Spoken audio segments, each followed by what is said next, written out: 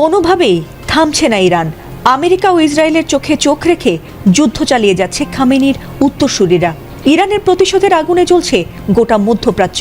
Trump নেতানিয়াহুর পরিকল্পিত হামলার দাঁত ভাঙা জবাব দিতে এবার মরিয়া হয়ে উঠেছে সাহসী মুসলিম দেশ ইরান।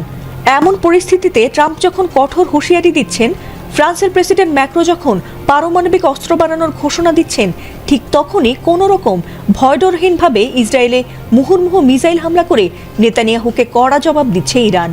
তবে এই যুদ্ধে যখন পারমাণবিক অস্ত্রের ঝনঝনানির কথা উঠছে, ঠিক তখনই ভয়াবহ কম্পনে কেঁপে উঠল ইরান।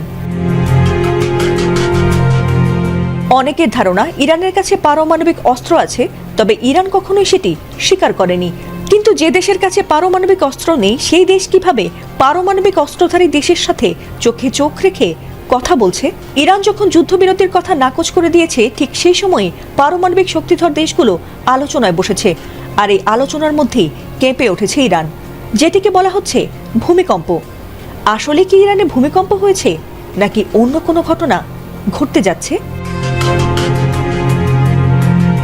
ইরান ইসরায়েলের তুমুল যুদ্ধের মধ্যে তেহরানের এই ভূমিকম্প নিয়ে সোশ্যাল মিডিয়া থেকে শুরু করে নেটিজেনদের মধ্যে নানা কথা উঠে আসছে।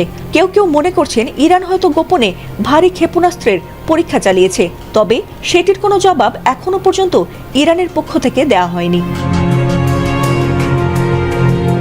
ইরানের এই ভূমিকম্পটি হয়েছে গেরাস অঞ্চলে, আর সেটির উৎপত্তিস্থল ছিল ভূপৃষ্ঠ থেকে মাত্র 10 কিলোমিটার গভীরে।